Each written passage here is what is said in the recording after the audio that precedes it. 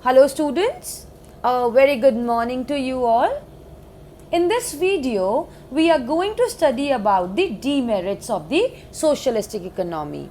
Now, what are the demerits?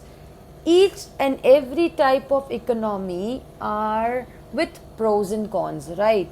So, if we are having merits, we will definitely have the demerits of the economy also.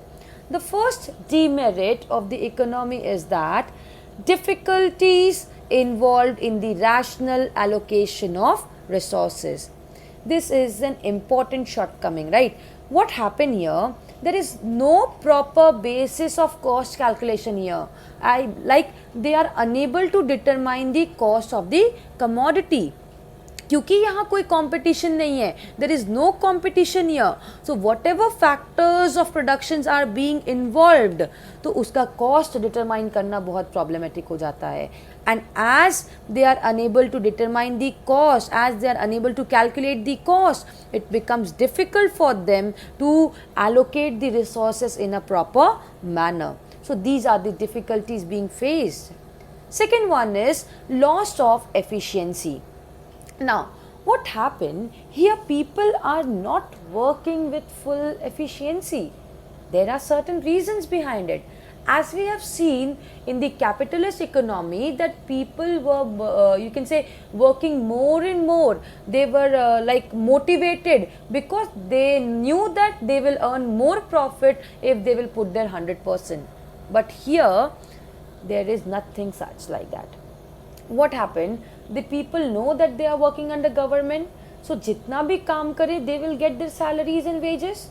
There is no extra reward or extra profit which they will be getting if they are working harder.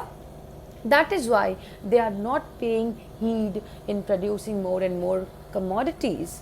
Secondly, what happened? Here people who are managing these industrial works and economic activities work are being appointed by the government. They are the bureaucrats. Bureaucrats means people who are being appointed by the government.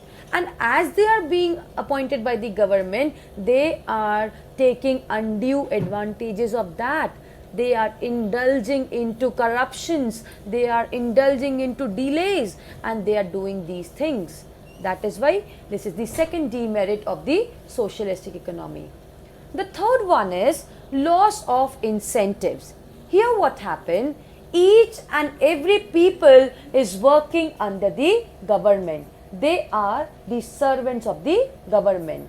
So, as they are the servants of the government, they know that whether they are working efficiently or inefficiently, they will be getting their salary, they will be getting their money.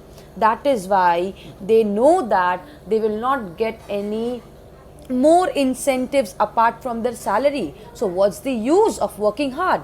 That is why they are not working hard. Is it clear? Next is loss of consumers' sovereignty. You know that in the capitalist market, consumers were the king of the market. They were given the position of the king because the producers were producing goods according to the consumers, according to the demands of the consumers. So consumers were placed into a central position in the capitalist economy. But what happened here? What happened here? The consumers are no more the king of the market. Here, whatever the goods and services are being produced, they are produced according to the central planning authority. Whatever central planning authority is telling to produce, they are producing those commodities. Whether consumers choose those commodities or they do not choose, it is none of the matter of the planning authority. Fifth is loss of freedom. In the capitalist economy, there was freedom of enterprise and occupation given to the producers, or you can say any workers. They can choose any occupation they want according to their qualification, as well as they can decide what to produce, how to produce, and for whom to produce. But here, these freedoms has been taken away by the government, and this is the central planning authority who are deciding what to produce, how to produce, for whom to produce, right? And they are only deciding each and every occupation which the employees will do. On the other hand, in the capitalist economy, consumers were given freedom to choose whatever goods and services they want. But here, they are not getting such freedom. Is it clear? So that is why you can say they are not getting freedom of speech also, of expression also, because whatever government is producing, whatever government is saying, you have to follow that. Next is concentration of economic and political power. In this, what happened, both economic and political power is in the hand of the government. The government has complete authority in the government country, you can say, and all the productive resources are being owned by the government. Jitna bhi resources hai, jitna bhi economic activities hai, each and everything is controlled by the government. So this increases the control or increases the power of the government over the individuals, and so you can say the power is in the hand of the government. So they are getting more benefit out of it rather than the individuals, and you can say they are appointing few bureaucrats, few officials who are handling that, and these bureaucrats are taking the undue advantage of that. Seventh is loopholes in the planning process.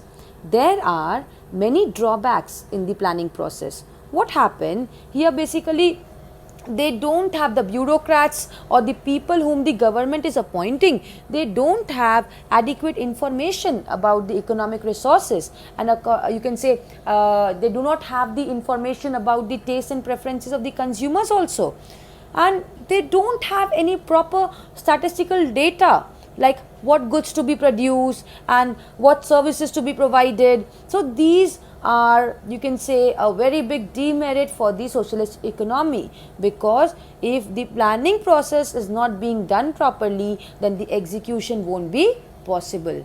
That is why basically these plannings are done under the influence of a you can say political parties. Whichever political party is under the control, they will try to impose their power, right? So that is why there are many demerits in the planning processes of the government.